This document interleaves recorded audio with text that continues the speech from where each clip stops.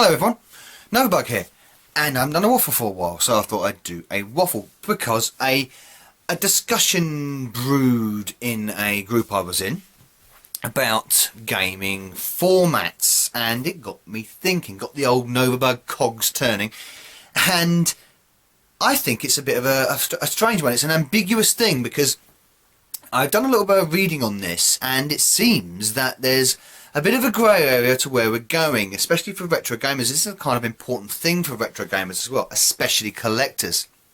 Now, preservation of our games in whatever format they seem to be on. So if you're into the micro stuff, the 8-bit micro era, we're very familiar with cassettes. Love that sound. Diskettes, of course, or discs. Magnetic media. And the life it's got. Has it got a lot on it still? Because we were told, I think back in the day, that magnetic tapes, especially these ones, wouldn't last that long. You're talking anywhere between 10 to 20 years, possibly 30 if you're lucky. But I have many Amstrad CPC tapes that are still operational. They're perfect. They're still fine. They still load straight away, and they're older than that now.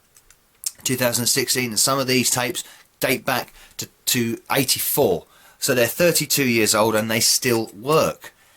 And I've got a theory that because no one has really done extensive testing on this, and there have been a few studies but not a lot, so it entirely depends on the quality of the tapes. I mean, especially when you go back to the 80s and the Spectrum games, Commodore games, Amstrad games, the quality of the tapes that the publishers used varied greatly. Some of them were really bad tapes, and some of them were really high quality tapes. It's a shot in the dark. And so it's amazing that some of them still work, especially some of the low grade tapes, but the budget games, like the Amsoft games, they still work. How do they still work? Because the tapes are so shit, you know. And we're told by the specialists that that the magnetic integrity will wear off. Of course it will, and everything degrades in technology. But cassettes were made for their age. The cassettes themselves have actually outdated the technology that they were used on. Who uses a cassette player nowadays for general purposes? Not often. Maybe retro gamers, people into audio and stuff might use cassettes still in minimal levels, but the cassettes seem to have outlasted the players. So, and who's to say that they will not degrade? Their degrading process is not going to be even longer. I mean, we could get to, I don't know, 2024 or something like that, and the tapes could still work. At that point, they'd be 50 years old, 40 years old. So I got my maths right. 40 years old, and are they going to still work? And the same goes for CDs, DVDs. I mean, because we're still using, of course, these are Blu-ray stuff, PS4, but we're still using optical discs for the modern systems like the Xbox One, the Wii U. Again, all to do with the quality of the disc itself. I mean, these are standard CDRs, and some of the CDRs I've had have been terrible quality, and they get exposed to a little bit of heat, and they start to peel and chip and fade away. And I've got a couple of audio CDs that have started to pit with tiny little pinprick holes in the surface. Now, they're not damaged, they've been stored safely, they've been stored away from heat, away from cold, they've been stored in a nice temperature, in their boxes, protected, and they still degrade. They seem to fall apart on their own. Again, to do with the quality of what the CD was used in the first place. Some of these, these standard CDs, anywhere between 5 to 10 years was the original prediction of these. Remember when they first came out and everyone said, they're unbreakable? I don't think so. They're not unbreakable. They really aren't. I discovered that a very, very early time. And that was a complete lie about CDs and DVDs. And again, that prediction's wrong. Because I've got CDs that date back 20 years. Alright? Well, maybe not 20 years. That's pushing it a bit. 15 years at least. I've got CDs and they still play. A lot of them are fine. Again, it's all the way how they were looked after. Their number of plays, I think, is very key to that. Again, it's where they're going to go. Are they going to last longer than you think? I think they are. I think all media, all physical media, tapes, discs, CDs and cartridges I think it's all going to last longer than people think, longer than the predictions. Cartridges seem to be, you know, they're very tough, they're very robust, and when it comes to cartridges, especially when they started putting memory in them, of course, with batteries, it's all down to the battery life. And I think someone at some point said it was 40 years on that, you know, the little button battery that you get in your PC that controls your CMOS and your onboard memory, powered memory, should I say. It was like a 2032, a 2034, 2024 button battery. They had the potential to last for 30 to 40 years, depending on the use of the cartridge. And they can be replaced. You know, if any of us dabble in retro collection, especially when it comes to cartridges, a lot of us have opened the cartridges up and have a little dabble, and we've replaced batteries. I've done it in Game Boy cartridges, I've done it in Super Nintendo and Mega Drive cartridges. So as long as they're treated with care, cartridges have the potential to last a long, long time.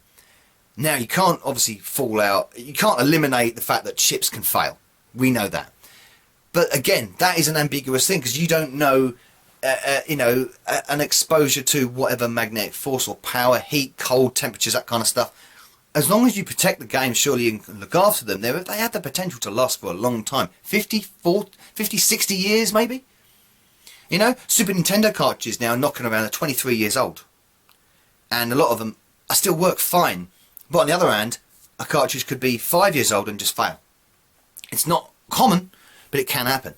But again, I think on the whole, especially when it comes to cartridges, they are going to last a lot longer than people think they are going to last.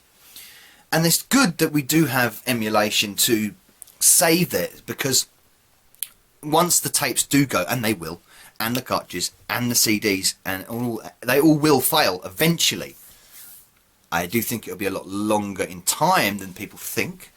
But we've already established ROM rips. We've already established emulation to look after, to archive and catalogue these classic games and programs. So that's why emulation is extremely important on that aspect, because the physical media just won't stand up. But I'd like to know what your thoughts are. What are your experiences, especially with cassettes and discs? I mean, floppy disks is another one. They use magnetic media, magnetic storage, the same as a tape, and they're looking at what, 10, 20 to 30 years in life. Maybe a little bit less than a tape, because a tape seems to be a little bit more robust, a bit tougher than a floppy disk. There is the potential that they can never fail. When I say never, within reason. You know, I've had discs where they've failed straight away. I've had a flash drive which is brought out of the box and failed instantly. You know, again, it's probably just a one-off. But on the whole, it seems to me that the media that we think is due to fail very, very, very soon in this decade is actually probably not going to fail as much as we think it will. And there will be tapes and discs and other things still managing to keep continuing to work. Their magnetic integrity hasn't dropped off. Their layers haven't been damaged. And especially if they're looked after. And I know a lot of us collectors really do like to look after our stuff as much as possible. Keep it in storage. Protect it. I mean, I've got loose cartridges which are all boxed up in plastic protection. They're not near windows and not near heat or cold or anything like that. So I look after them as much as possible. And I know you guys all do as well. But what are your thoughts? Do you think they are going to fail when the predictions are? Or do you think they are going to last longer than we think? It's all going to be a surprise. So bloody hell, this tape is 100 years old and it's still going. Very doubtful, but it could happen. I think because no long-term study has been done on this, I think we're in for a few surprises. I think we are. And all of these medias, I think, will outlive, ultimately, their technology that they were based on, including CD players. Say some CDs are not worth shit, but especially the games, the PS3, 2, PlayStation, Wii, anything CD media based, optical disc based, that has the potential to fail soon, according to predictions. But I don't think it will. I think it will still last a lot longer than we think. I don't think it will last longer than cassettes. I think cassettes and cartridges have something about them where they're a lot tougher than we think they are, and especially cartridges. And as long as say with ones with battery backup are in, as long as you mod them correctly with a replacement battery or whatever, there's a potential that they could last for a very, very long time. There's no reason why the chips would degrade that quickly. There is technology that exists from the 70s and the 60s with primitive early design of chips and stuff and valves. They still work because they've been looked after and they just still work. And it's a problem with retro gaming and retro collecting. This will happen, and we'll end up with shelves and shelves of tapes and discs that are just absolutely useless because they're gone. That's it. They're gone.